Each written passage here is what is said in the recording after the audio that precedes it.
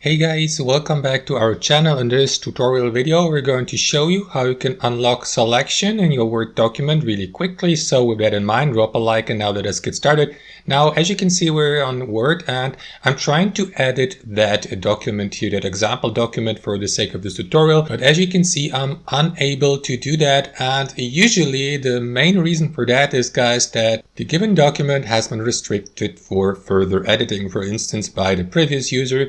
And this is how you can fix this, guys. What you want to do is head over to File here in the top left corner, and after that select Info from that panel here to the left. And here at the top you will see a feature called Protect Document. So click on it with your left mouse, and what you want to do is select Restrict Editing from that drop down menu, and after that panel here to the right will appear. So what you want to do, guys, is click on Stop Protection here at the bottom and make sure that you enter the correct password provided to you, for instance, by the previous user. So let me do that for demonstration purposes really quickly. Confirm by clicking on OK here. And there you go. As you can see now, I am able to edit that document and to add changes to it. Super simple, as you can see, guys. So that's the fix. That's the most common fix for that issue. Hope you enjoyed the video, got some value from it, and we'll see you next time on our channel.